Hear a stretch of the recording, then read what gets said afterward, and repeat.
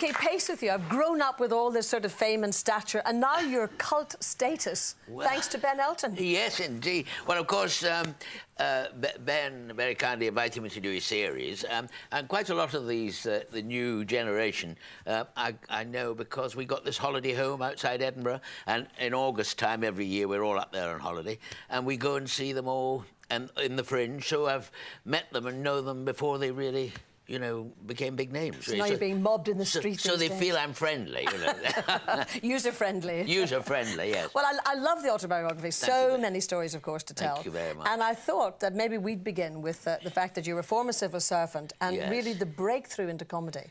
So how did that come about? Well, I mean, as always, I suppose there's a real big turning point, isn't there, in our lives when I'd gone through school being not much good at anything. I wasn't very sporty, really, and I certainly wasn't very bright in the classroom. And I joined the Literary Debating Society and didn't debate. I went to the, I went to the school dances and didn't dance. You know, I participated without doing anything until I did this. I was in this youth club, this church youth club, because our life was built very much around the church, Church of Scotland, and the Bible class and the youth club, and so it was very churchy. And I did this youth club pantomime, and I played the Wicked Aunt. I was in drag straight away, and and it was just a revelation to me, because I hadn't been any good at anything, and suddenly I just felt this immediate comfort. Sort of like flourished. Flourished, that's it. And I just determined from that day forward that was what I was going to try and do, really. So that was the story. Well, obviously, being in drag in the panto prepared you for going into Danny LaRue's show. Yes. Because how did he... I was going to say, how did he pick you up? I didn't mean in that sense. Well,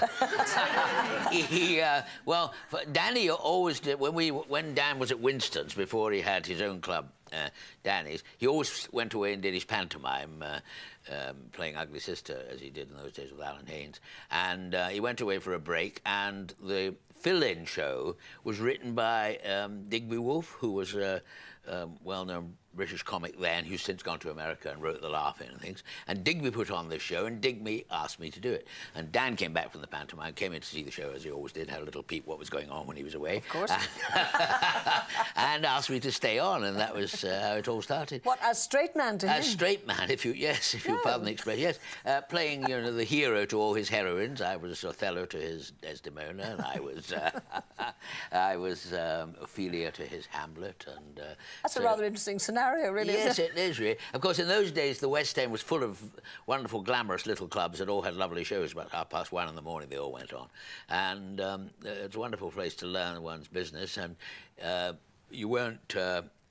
couldn't be a victim of the critics. Once the show opened, it lasted 6 months, so you were regularly in work, really. And Danny always talked about royalty coming in, all the people coming in after the shows to your show. That's right. Well, when Dan moved to Hanover Square, which was his own club and was, I mean, the biggest success, you just couldn't get in as a customer, and everybody came there. Noel Coward, Barbara Streisand, Judy Garland, Princess Margaret, Snowden. I mean, it was just, you know, wonderful. Did you find, I mean, obviously you've had to think back on that period for the book. Yes. When you look back now, do you think that was one of the most exciting times to be in the business? Yes, I think the West End in those days was a very glittery place, because we hadn't started the sort of thumping, rock and roll, noisy club play. There was a little trio or a quintet, and there were Edmundo Rossi's or Ziggy Zeslers and Danny's and Winston's and Churchill's, and there were all other glamorous little jewel box, velvet-lined places,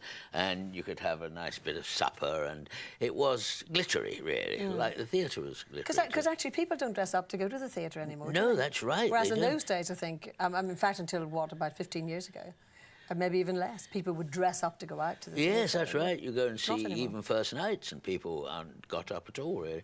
And no, it was... And even you find that when you go around to see somebody in a show now afterwards to say hello and how lovely it was, most of the time they're in their jeans and on their way out, you know. And they pass you on the way in, you know. We used to loiter a bit and put a toweling dressing gown on, have a little glass of white wine. Languish. Languish. Yes, I know.